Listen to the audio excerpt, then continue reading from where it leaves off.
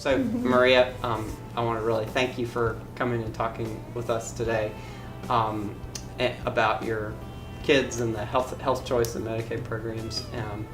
I wonder if you could just tell me a little bit about yourself, and your family. You have 2 kids, I think. Is that right? 2 kids. Natalie, that is 10 years old, and Emily, that is 6 years old. And your husband, he is working for the school system, is that right? For the school system. It's going to be a year now. He's working in the school system.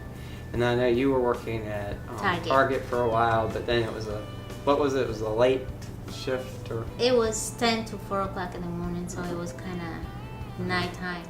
So working at part-time at Target, you couldn't buy insurance. I couldn't buy insurance. And what about through the school system? Through the school system is like $500 more per family, and we can afford it. All the money goes into rent and the food. But now they're both covered, right? Natalie, that is 10 years old, she's on a health choice, which is, and Emily's in Medicaid. You've got your kids. One's on Medicaid, one's on health choice. Is that an important thing for your family? Of course. I mean, if I don't have insurance for my kids, I mean, you never know what can happen to a kid. Sometimes they get sick, sometimes there's accidents that happens, and you can't afford to pay insurance. It's too expensive. Medicaid. My youngest one asked me to let her go to a friend's house, and I said it was okay, and I took her to the house, and accidents happens. I left her there, and everything looked fine to me, but they decided to go and play in the kids' room.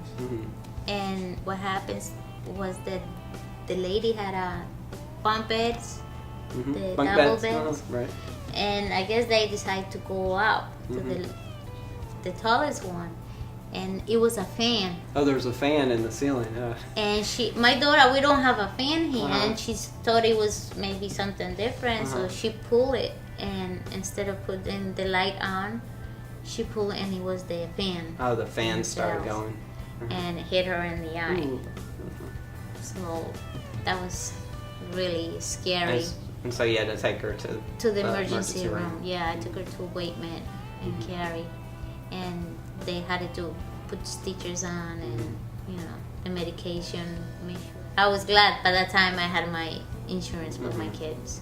It was like something really.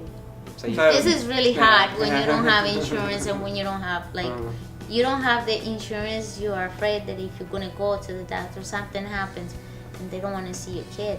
I mean, the North Carolina General Assembly is thinking about freezing the health choice program, so not allowing any new kids to join. What do you think about that? I think it's terrible, because what are you going to do if you have kids and you don't have insurance? I mean, a lot of kids, they're not going to be able to go to school. Another proposal that the General Assembly is thinking about is reducing the amount they pay doctors for seeing kids under Medicaid and health choice. Do you think that's going to have an effect on parents taking their kids in to see physicians? I think so, because you don't want to take your kid. It's your life. You want to go to a doctor you know. That's right. Yeah. That he's doing his job, and he's getting paid for that job, that he's doing well. If you could, to those legislators who are saying we have to cut these Medicaid, we have to cut health choice, what would you say to them? I would say the most important thing in life is the health. If you have health, you have work. If you have work, you can do other things like family, be with your family, and you can work and provide for your family. They can go to school, but if they're gonna cut the insurance, that's gonna create a problem. And I think instead of doing that, they should work on something else, like tobacco, alcohol, do different kind. Oh, taxes. On taxes or something different. Right.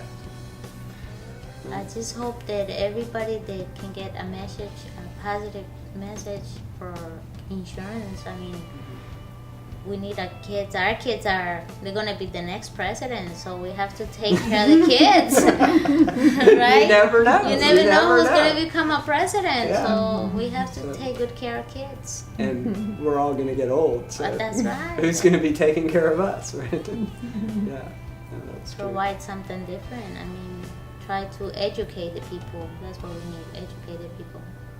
Okay, well, hopefully we will. So thanks a lot for You're talking with us welcome. and sharing your story. I really appreciate it. Anytime. So, okay. Thank you. Thanks.